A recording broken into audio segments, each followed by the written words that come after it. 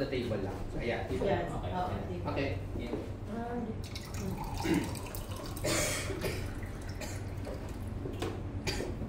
Generally speaking, when someone likes you, there's three things. Number one, they give you extra attention. Number two, their behavior changes towards you. Number three, they prioritize you. But we don't. But instead of generic, let's be specific. Let's go to the Philippines and ask an expert, how do we know if someone likes you in their country? Or how they ask it, type ka ba niya? Let me call on Boy Hamo. Boy Hamo.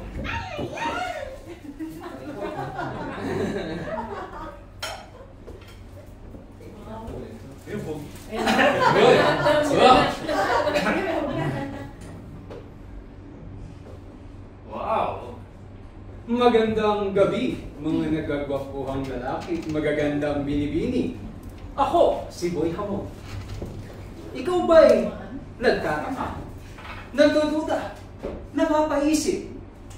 Bakit ganun siya? Parang may sobra? Ako ba'y pinagtitipan? Ako ba'y gusto niya? Ako ba'y type niya? Inyong matutunghayan kung paano nyo malalaman kung type ka niya. Ipapakita ko sa inyo ng harapan. Ito ang una. Ay. Boy Hamo. Ang ganda dito, no? Parang ikaw. Anong gagawin sa weekend? Magte-training. Sakto, afternoon. Dala tayo. Treat ko. Treat ko. Libre kita. Akong bahala. Yan ang mga kataga. Because money is not an issue. Just to be with you. Wow! Unang galawan. Ito ang pangalawa. Dadaanin natin sa matindihang effort. Ay. Pumingin niya. Jerry. Ha?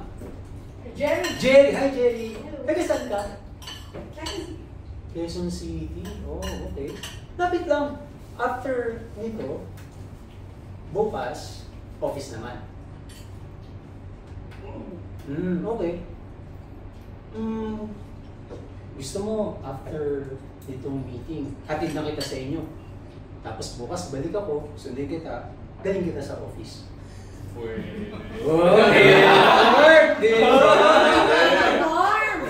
Teka lang, ito mas maganda.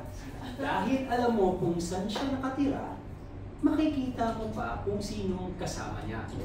Pwede ka pang magkaroon ng accidental meetup with Tito and Tita. At doon magsisimula ang kakaibang kabanata ninyong dalawa.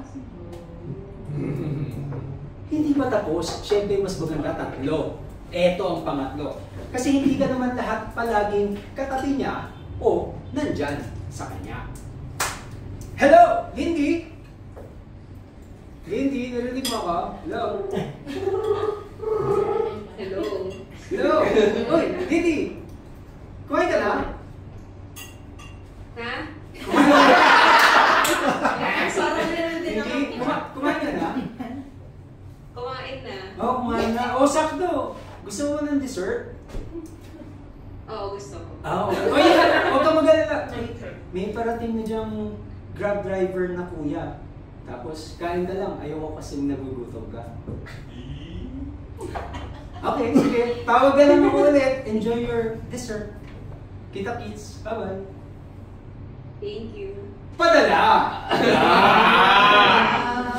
Doon niya malalaman na nasa isip mo siya. Siyempre, ano bang mas maganda? Dapat thoughtful ka. Libre kita. Hatid sundo. Padala. Yan ang mga galawan para malaman mo kung type ka. Sinong huling gumawa sa inyo nun? Isipin. Malamang. Yun na yun. Type ka nun.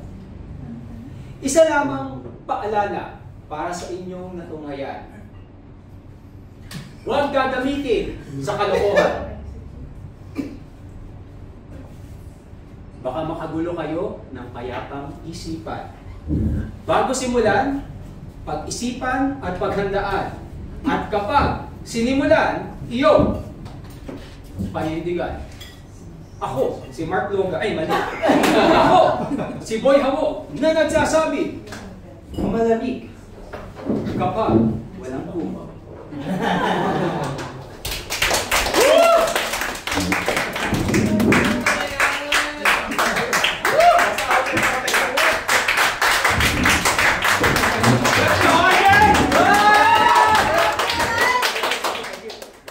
Grabe naman si Boy Hamo. Grabe naman natin characters for today. May Professor Eds, may Boy Hamo. Sino kaya susunod? Ang alam ko meron si Papa Paul eh.